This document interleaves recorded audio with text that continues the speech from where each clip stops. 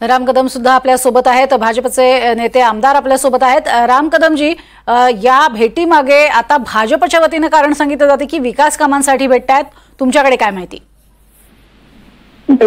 याबाबत अजून स्पष्टता आलेली नाही, पण दोन वेगवेगळ्या पक्षांचे मोठे नेते भेटणं हे स्वाभाविक आहे आणि तशी आपली महाराष्ट्राची फार पूर्वीची परंपरा राहिलेली आहे। आणि आदरणीय देवेंद्रजींच्या बाबतीत जर म्हणाल तर त्यांची ओळख आहे की सगळ्यांना सोबत घेऊन जातात, अजात शत्रू आहेत, पक्षाच्या सीमेच्या पलीकडे जाऊन सगळ्यांचीच कामं करतात, म्हणून तर त्यांची देव माणूस म्हणून महाराष्ट्रात ओळख आहे। निवडणुकांच्या दृष्टीनं आता दोन राजकीय नेते भेटले तर स्वाभाविकपणे व्यक्तिगत मैत्रीची चर्चा होते। आता राजकीय नेते आहेत पण राजकीय चर्चा होते, पण याला मनसे आणि उबाटा युतीशी जोडणं योग्य ठरणार नाही। त्या बाबतीत माझं व्यक्तिगत मत असं आहे, कार्यकर्ता आहे नात्यानं, की उबाटानं स्वर्गीय बाळासाहेब ठाकरेंचा हिंदुत्वाचा विचार सोडून दिला। बाळासाहेबांचे जे राजकीय दुश्मन होते, पवार साहेब असतील, गांधी परिवार असतील, त्यांच्या मांडीवर जाऊन बसले। लोकसभेच्या निवडणुकीत पाकिस्तानचे झेंडे ह्या उबाटाने नाचवले, तर त्याच्यामुळे मनसेचा विचार हिंदुत्ववादी आहे आणि उबाटाचा विचार हा हिंदुत्व विरोधी आहे। जरी करता बोलत असले ते प्रत्यक्ष कर्म आणि कृत्य हिंदुत्व विरोधी आहे। तर त्याच्यामुळे जेव्हा दोन राजकीय पक्ष आपण एकत्र येण्याची भाषा करतो ते एका विचाराच्या आधारावर करतो ना। विचारांमधली तफावत जोपर्यंत दूर होत नाही तोपर्यंत कशा काही येऊ शकतील एकत्र। आणि हे माझं व्यक्तिगत मत सांगतो तुम्हाला की माननीय एकनाथ शिंदे साहेबांकडे 90% लोक उबाटा सोडून गेले, मान्य आहे, ती खरी शिवसेना आहे शिंदे साहेबांची। राज ठाकरेंनी वेळोवेळी गरज पडेल तेव्हा अगदी मोदींवरती सुद्धा टीका केलेली आहेच की? नाही, हे बघा, त्यांचा स्वतंत्र राजकीय पक्ष आहे, प्रत्येक विरोधी पक्षानं आमच्याबद्दल चांगलंच बोलावं अशी आमची अपेक्षा पण नाहीये। तर त्याच्यामुळे त्यांनी त्यांचे विचार मांडले, पण हे तितकंच खरं आहे ना की मोदीजींच्या कामांचं त्यांनी जाहीरपणे कौतुकही केलं। आता टीका करणं त्यांचा वेगळा पक्ष आहे, त्यांची राजकीय आवश्यकता आहे, पण जाहीरपणे कौतुक केलं हे आपण विसरणार आहोत का? हिंदुत्वाची भूमिका त्यांनी पुन्हा घेतली, नव्यानं घेतली, हे विसरणार आहोत का? तर त्याच्यामुळे उद्धव ठाकरेंचा विचार हा मनसेच्या विचाराच्या पूर्ण विरुद्ध आहे आणि उरले सोडलेले 10% लोक ते राज ठाकरेंच्या प्रभावाखाली, त्यांच्या वक्तृत्व शैली पुढे जर युती झाली तर ते सगळे मनसेत शिफ्ट होतील, तर ते उद्धव ठाकरे रिस्क घेणार आहेत का?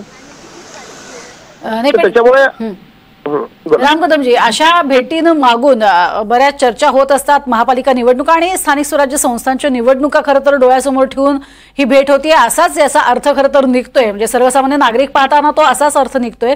तुम्ही जरी त्याला नाही किंवा अशा स्वरूपात ते नसेल असं जरी म्हणत असलात तरी मला एक गणित सांगा की कशा पद्धतीचे तुमचे येत्या काळातले फायदे आहेत राज ठाकरे हे सोबत असतील तर, किंवा फायद्यांव्यतिरिक्त किंवा दुसरे काही फायदे की त्यांना दूर ठेवून सुद्धा तुमच्या सोबत असणं हे कसं फायदेशीर ठरू शकेल? मी तुम्हाला खुल्या मनानं सांगतो, प्रवक्ता म्हणून नाही, कार्यकर्ता म्हणून सांगतो की ज्या पद्धतीनं माननीय मुख्यमंत्री 20-20 तास काम करतात, दोन्ही उपमुख्यमंत्री शिंदे साहेब, पवार साहेब ज्या पद्धतीनं तळागाळातल्या लोकांना भेटतात, कामाच्या जोरावर महायुतीचा झेंडा, स्थानिक स्वराज्य संस्था आणि महापालिका याच्यामध्ये आमचा येणार आहे। या क्षणाला ज्या पद्धतीची स्थिती आहे त्या पद्धतीच्या स्थितीमध्ये ठीक आहे, समविचारी पक्ष येत असतील, त्यांना घ्यायचं न घ्यायचं, त्यांच्यावर काय स्ट्रॅटेजी करायची हे पक्षाचे ज्येष्ठ नेते ठरवतील, पण सध्याच्या वर्तमान स्थितीत महायुतीची ताकद ही महाराष्ट्रात प्रचंड आहे आणि पुन्हा नव्यानं झेंडा फडकवेल अशा प्रकारचं गणित आहे। बर, राम कदमजी, तुम्ही पूर्वाश्रमीचे मनसैनिकच आहात, त्यामुळे एक वेगळा जिव्हाळा तुमचा मनसेबाबत आहे। मनसेची विचारधारा पाहता ती विचारधारा किती पोषक ठरेल भाजपसाठी किंवा महायुतीसाठी आणि किती तोटा देणारी ठरेल ठाकरे गटासाठी? भारतीय जनता पार्टीची सुरुवातीपासून भूमिका राहिलेली आहे, जो हिंदुत्वाच्या सोबत आहे असे सगळे समविचारी लोक त्यांना सोबत घ्यायची सुरुवातीपासूनची भूमिका आहे।